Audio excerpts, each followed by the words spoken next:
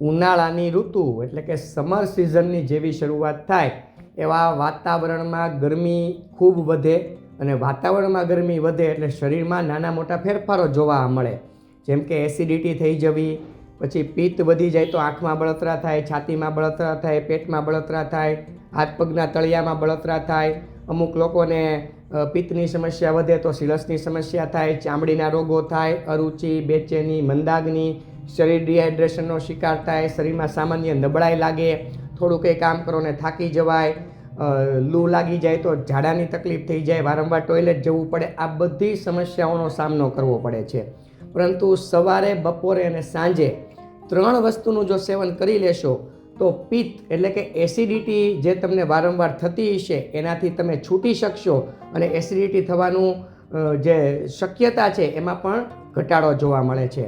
તો સૌપ્રથમ સવારે ઉઠીને ધાણાનું પાણી પીવાનું છે. હવે રાત્રે તમે જ્યારે સૂવો ને ત્યારે 1 ગ્લાસ પાણીમાં 1/4 ચમચી આખા ધાણાને પલાળી દેવાના છે. અત્યારે ઉનાળાની સિઝન શરૂ થવા જઈ રહી છે, માર્કેટમાં સરસ મજાના લીલવલી ધાણા મળતા પણ હશે. એને રાત્રે તમારે પલાળી દેવાના. સવારે એ પાણી છે એને ગાળી લેવાનું અને એ પાણીનું સેવન નણાકોટે ઉઠીને કરી લેવાનું છે. કેમ કે ધાણામાં એક ગુણધર્મ રહેલો છે કે જે પિત્તને દૂર કરવાનું કામ કરે છે, એસિડિટીને શરીરની બહાર કાઢવાનું કામ કરે છે અને બેડ કોલેસ્ટ્રોલને પણ તે ઘટાડવાનું કામ કરે છે, એમાં પણ તમને મદદ કરે છે. એટલે ધાણાનું પાણી પીવાથી જો એસિડિટી, પિત્તની સમસ્યા ઓછી થતી હોય તો ઉનાળા પૂરતું સવારે નણાકોટે ઉઠીને ધાણાનું પાણી પીવું જોઈએ. હવે બપોરનો સમયગાળો આવશે અને તમે ભોજન કરી લેશો તો ભોજન કર્યા બાદ તમારે સાકર અને વરિયાળી મિક્સ કરીને એનો મુખવાસ ચાવીને ખાઈ લેવાનો છે. કેમ કે સાકર છે એ પણ પિત્તને ઓછું કરવાનું કામ કરે છે અને વરિયાળી છે એ પાચન તંત્રને સુધારે છે અને પિત્તને, વાયુને દૂર કરવાનું કામ કરે છે.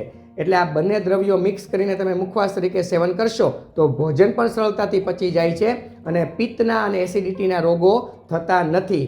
થોડોક સમય જાય, ભોજન કરી લ્યો, એની 1-2 કલાક જેવો સમયગાળો જાય પછી તમે 4-5 વાગ્યાની આજુબાજુ 1 ચમચી ગુલકંદનું સેવન કરી શકો છો.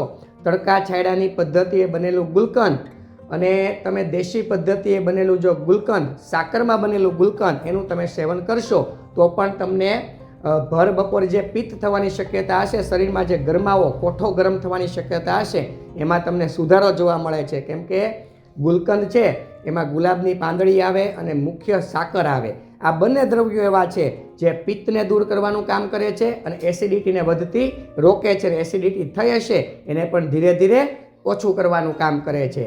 હવે સાંજનો સમયગાળો આવ્યો તો સાંજે તમે લોકો જમી લ્યો અને છતાં પણ તમને શરીરમાં ગરમાવો રહી છે, એસિડિટી જેવું લાગે છે, તો તમારે એક સરસ મજાનો પ્રયોગ કરવાનો છે.